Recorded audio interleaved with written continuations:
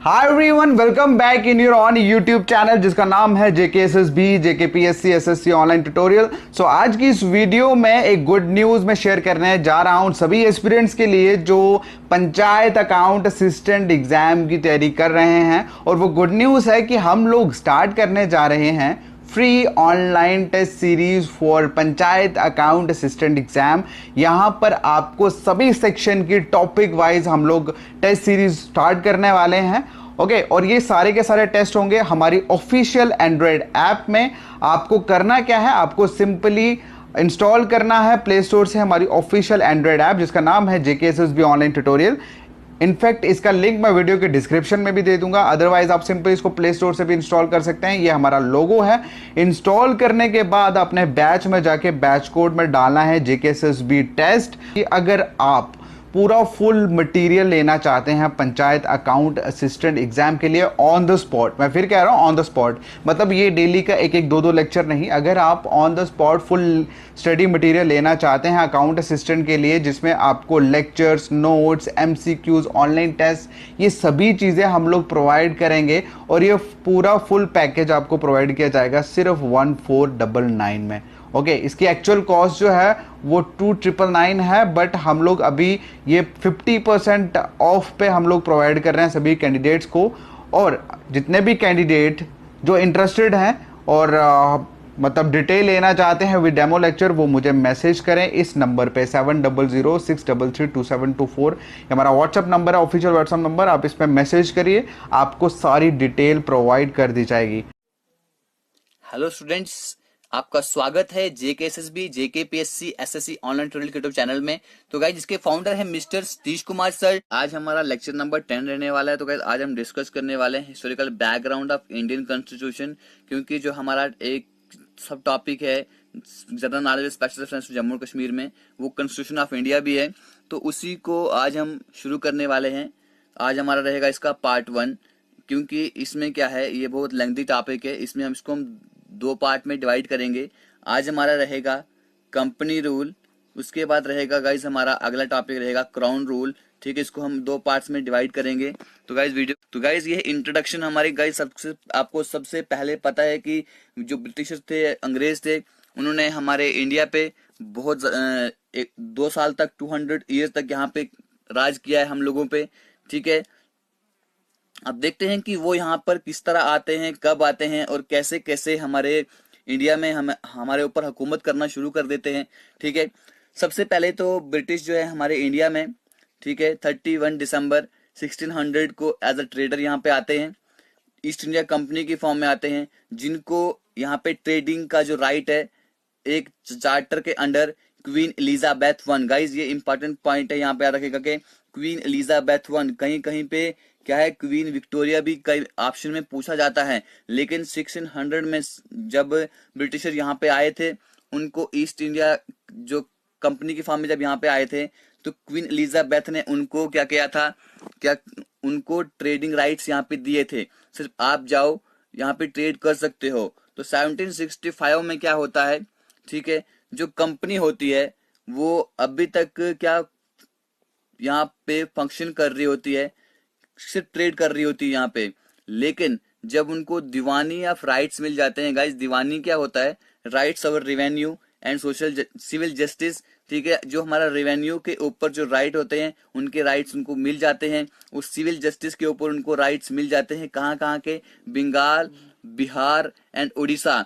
तो गाइज देखो ये दीवानी ऑफ राइट्स उनको कब मिलते हैं, 1765 में। जब 1764 में गाइज क्या होता है, जो ब्रिटिशर जो होते हैं, जब बैटल ऑफ जो बक्सर होती है वहां पे मीर कासिम को हरा देते हैं, शाह आलम सेकंड को हरा देते हैं।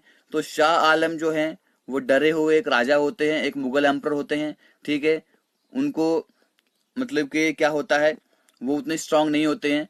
तो वो ब्रिटिशर्स को इन 3 प्रोविंसेस की क्या करते हैं, दीवानी उनको दे देते हैं। अब जब आपको रेवेन्यू के ऊपर भी आपका हक आ जाए, सिविल जस्टिस के ऊपर भी आपका हक आ जाए, तो फिर आप किसको मानोगे। उसी तरह ब्रिटिश ने भी कुछ इस तरह यहाँ पे किया। इसके बाद क्या होता है, उसके बाद ये अपना कैरियर यहाँ पे स्टार्ट करते हैं कि टेरिटोरियल वो पावर बन जाती है यहाँ पे। फिर लेकिन क्या होता है, इसके बाद जब 1850 का, मैं ये आपको इंट्रोडक्शन सिर्फ बता रहा हूँ थोड़ी सी, अभी हम आगे जानने की कोशिश करेंगे कि उन्होंने यहाँ पे क्या क्या डेवलपमेंट्स की। ठीक है, जब 1858 में क्या होता है, जब सिपाही म्यूटिनी होती है। तो गाइस सिपाही म्यूटिनी क्या होती है, देखो सिपाही क्या होते हैं, सिपाही जिसको आप बोलते हैं, ठीक है, सिपाही जिसको हम बोलते हैं सोल्जर, ठीक है, इंडिया का नेटिव सोल्जर। म्यूटिनी क्या होता है, म्यूटिनी होता है कि जब वो सिपाही क्या किया उन्होंने 1858, आपको सबको पता है रिवॉल्ट ऑफ 1857 में क्या होता है, ठीक है, जब ये सारे जो सोल्जर होते हैं वो उनकी बात को मानने से इनकार कर देते हैं, रिफ्यूज कर देते हैं, तो उसके बाद क्या होता है, तो ब्रिटिश क्राउन जो है यहाँ पे डायरेक्ट रिस्पॉन्सिबिलिटी लेता है इंडिया को गवर्न करने के लिए। ठीक है, और ये रूल कंटिन्यू चलता रहता है कब तक, इंडिपेंडेंस तक, जब तक हमें पूरी आजादी नहीं मिल जाती है। 15 अगस्त 1947 हमें पूरी आजादी मिल जाती है। ठीक है, अब जैसे ही आजादी मिलती है, ठीक है, हमें अब फिर कॉन्स्टिट्यूशन की भी जरूरत पड़ जाती है।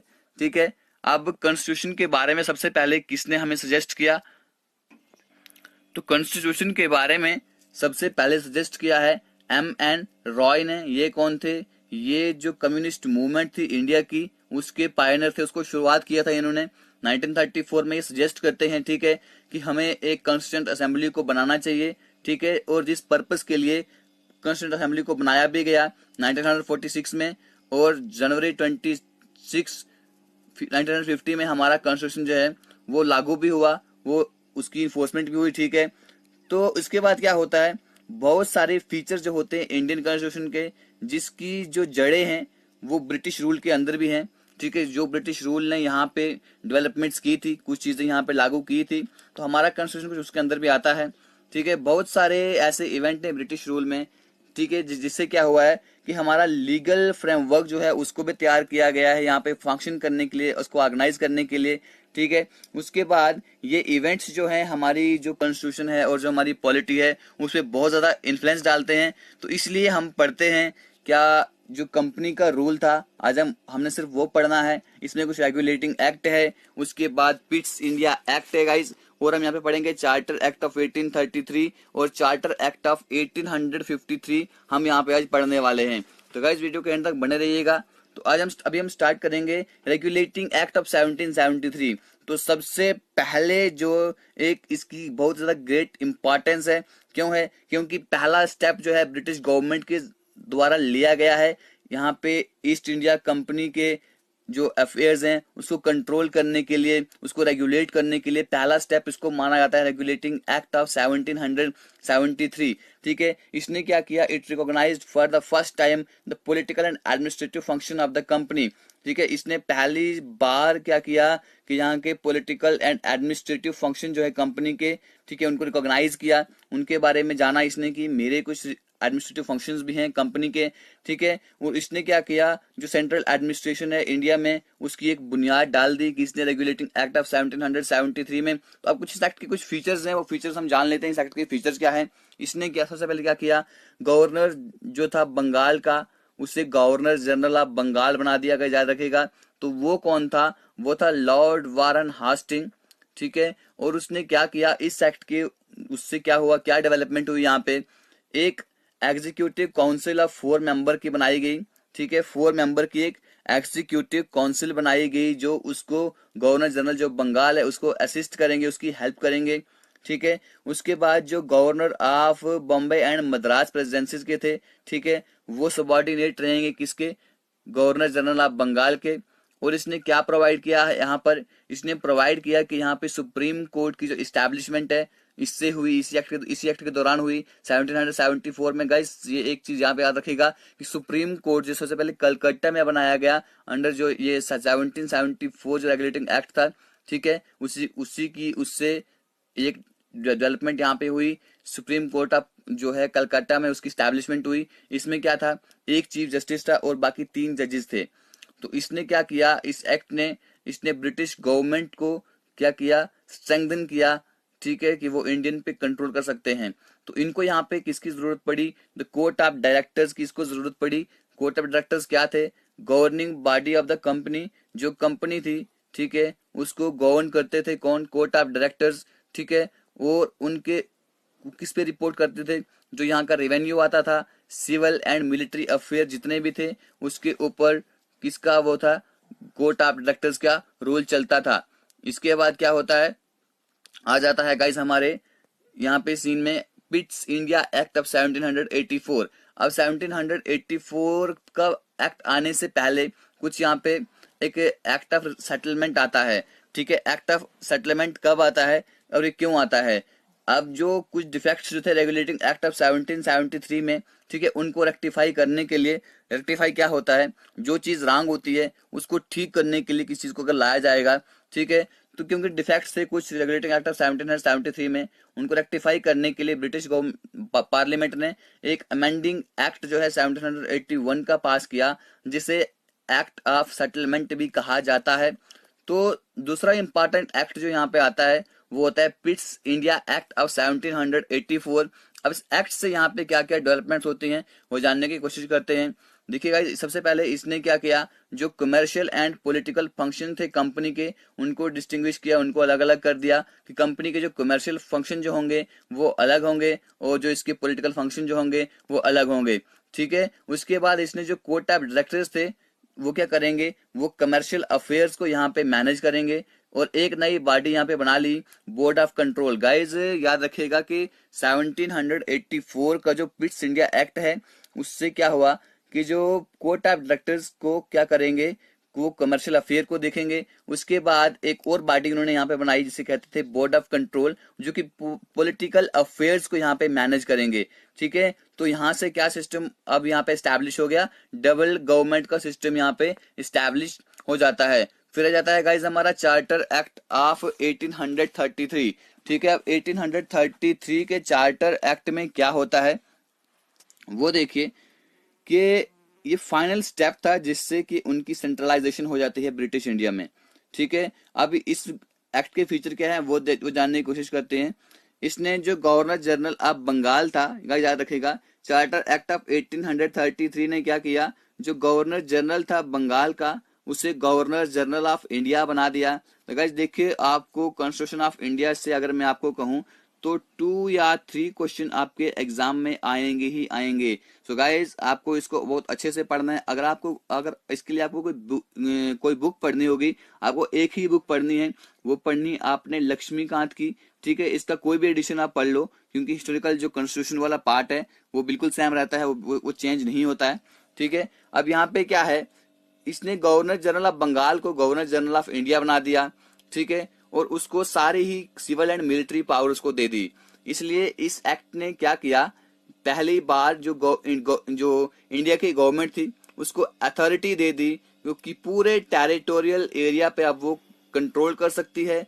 ठीक है, जितना भी एरिया जो है ब्रिटिश जो यहाँ पे पॉजेस करते थे, अब वो सारा एरिया, सारी टेरिटरी जो है वो ब्रिटिश इंडिया के अंदर आ जाती है। ठीक है, गवर्नर जनरल ऑफ जो बंगाल था उसको गवर्नर जनरल ऑफ इंडिया बनाया जाता है, यानी कि सारी टेरिटरी जो है गवर्नर जनरल ऑफ इंडिया के अंदर आ जाती है। तो पहले गवर्नर जनरल ऑफ इंडिया कौन होते हैं, याद रखेगा, लॉर्ड विलियम बेंटिक। ठीक है, ये पहले गवर्नर जनरल होते हैं इंडिया के। गाइज क्वेश्चन पूछा जा चुका है जेकेएसएसबी में पहले भी, आई होप कि आपको भी पूछे जाने की संभावना बनती है। तो गाइज इसका और अगला फीचर क्या था, इसने क्या किया, जो governor of Bombay and Madras थे उनसे उनकी लेजिस्लेटिव पावर को डिप्राइव कर लिया। ठीक है, और एक चीज इसने यहाँ पे क्या की, इसने जो प्रीवियस एक्ट जो थे, जैसे पहले regulating act, Pitt's India act, उनको क्या किया, उनको हम रेगुलेशन बोलते थे। क्या बोलते थे, रेगुलेशन बोलते थे। लेकिन जो लॉज इस एक्ट के अंदर बनाए गए उसको क्या कहा जाता है गाइस, एक्ट कहा जाता है। याद रखेगा कि चार्टर एक्ट जो है 1833 का, इसके अंदर क्या होता है कि जो पहले जो लॉ बनाए जाते थे उन्हें कहते थे रेगुलेशन, की ये रेगुलेशन है, आपको ये मानना पड़ेगा। ठीक है, उसके बाद क्या बनाया गया, 1833 जब एक्ट आया, चार्टर एक्ट, उसके अंदर इनको एक्ट्स का दर्जा दे दिया गया। ठीक है गाइज, और इसने क्या किया, जो ईस्ट इंडिया कंपनी की एक्टिविटी थी एज ए कमर्शियल बॉडी, ठीक है, अब वो प्योरली एक एडमिनिस्ट्रेटिव बॉडी बन गई। पहले तो यहाँ पे सिर्फ कमर्शियली यहाँ पे करते थे, अब वो एक एडमिनिस्ट्रेशन की तरह यहाँ पे बन गई, अब वो एडमिनिस्ट्रेटिव बॉडी यहाँ पे बन गई। और 1833 का जो चार्टर एक्ट है, इसने यहाँ पे ओपन कंपटीशन के सिस्टम को इंट्रोड्यूस करने की भी कोशिश की। ठीक है, जिससे कि सिविल सर्वेंट्स को सिलेक्ट किया जाए, ठीक है, लेकिन वो नाकामयाब हो जाते हैं, कुछ वहां पे उनको अप्रूव नहीं होता है, ठीक है। अब यहाँ पे देखते हैं और क्या करता है एक्ट। तो गाइज मैंने थोड़े थोड़े पार्ट्स लिए हैं, जो इम्पोर्टेंट जो इसके कुछ पॉइंट्स हैं वो मैंने यहाँ आपके साथ डिस्कस किए हैं, ठीक है। अब ओपन कंपटीशन आपको पूछा जा सकता है कि इंट्रोड्यूस कौन से एक्ट के जरिए हुआ है, ठीक है। ये होता है कि चार्टर एक्ट ऑफ 1833। फिर हम पढ़ेंगे, इसी सीरीज में है हमारा चार्टर एक्ट ऑफ 1853। ये भी हमारा कंपनी रूल के अंदर ही आता है। जब यहाँ पे कंपनी रूल होता है तो देखो सिंपल मैं आपको बताऊं कि 1773 रेगुलेटिंग एक्ट आपको याद रखना है, उसके बाद 1858 तक, ठीक है। सिंपली आपको याद रखना है कि 1858 तक क्यों, क्योंकि जब हमारा रिवॉल्ट ऑफ 1857 होता है उसके बाद यहाँ पे आ जाता है क्राउन रूल। तो हम देखेंगे कल की वीडियो में। आज हम इतना ही डिस्कस करने वाले थे कि कंपनी रूल क्या होता है, ठीक है। उस कंपनी रूल में क्या क्या हुआ, क्या क्या डेवलपमेंट्स हुई, उनके बारे में पढ़ा हमने आज। अब हम हमारा एक टॉपिक रहता है अभी, ये है चार्टर एक्ट ऑफ 1853। तो इसमें क्या है, ये एक जो चार्टर एक्ट जो पास किए गए हैं ब्रिटिश गवर्नमेंट के द्वारा, उस सीरीज में ये लास्ट एक्ट है, ठीक है। 1793 और 1853 के बीच में जो भी एक्ट यहाँ पे पास हुए हैं उसमें ये उस सीरीज में ये लास्ट एक्ट है। ये एक सिग्निफिकेंट कॉन्स्टिट्यूशनल लैंडमार्क यहाँ पे कर सकता है। अब इस एक्ट ने क्या काम किया, फीचर्स क्या थे इसके, इसने पहली बार जो लेजिस्लेटिव और एग्जीक्यूटिव फंक्शन जो थे गवर्नर जनरल के काउंसिल के, उसको अलग कर दिया। देखो गाइस क्या होता है लेजिस्लेटिव और एग्जीक्यूटिव क्या होता है।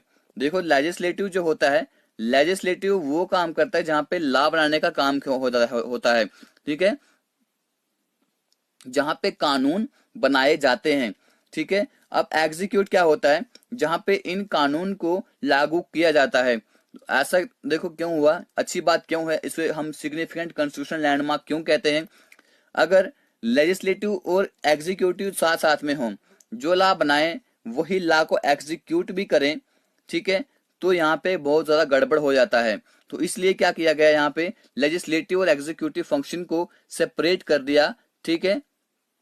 और इसने यहाँ पे क्या किया, ओपन कंपटीशन सिस्टम, ठीक है, आप सिलेक्शन और रिक्रूटमेंट ऑफ सिविल सर्वेंट को भी इंट्रोड्यूस कर दिया गाइज, ठीक है। 1833 में सिर्फ अटेम्प्ट किया गया था, लेकिन यहाँ पे इंट्रोड्यूस कर दिया गया, ठीक है। जो कोविनेटेड सिविल सर्विसेज थी, ठीक है, उसको इंडियंस के लिए भी ओपन कर दिया गया, ठीक है। इसके मुताबिक जो जो एक कमेटी थी, Macaulay committee Indian civil services पे, गाइज पूछा जा सकता है कि इंडियन सिविल सर्विसेज पे कौन सी कमेटी बनाई गई थी, वो थी गाइज मकाले कमेटी, ठीक है। कब बनाई गई थी, इसको 1854 में क्या किया गया था, इसको अपॉइंट किया गया था। और इसने क्या काम किया गाइज, जो कंपनी रूल था उसको और एक्सटेंड कर दिया, उसको और बढ़ा दिया, ठीक है, कि वो जो पोजेशन जो है इंडियन टेरिटरी की वो और अपने पास रख सकती है, रिटेन कर सकती है, किसके ट्रस्ट पे, जो ब्रिटिश क्राउन होगा उसके ट्रस्ट पे। और इसने क्या किया, इसने पहली बार यहाँ पे जो लोकल रिप्रेजेंटेशन थी इंडियंस की, ठीक है, इंडियन सेंट्रल लेजिस्लेटिव काउंसिल में इंडियंस की रिप्रेजेंटेशन को इसने पहली बार क्या किया, इंट्रोड्यूस किया। जो 6 न्यू लेजिस्लेटिव मेंबर थे गवर्नर जनरल की काउंसिल के, तो 4 मेंबर जो है वो लोकल प्रोविंशियल गवर्नमेंट से होंगे, मद्रास, बम्बई, बंगाल एंड आगरा से होंगे। याद रखेगा कि जो इंडियंस की रिप्रेजेंटेशन थी सेंट्रल लेजिस्लेटिव काउंसिल में, वो भी चार्टर एक्ट ऑफ 1853 के द्वारा ही हमें मिली थी।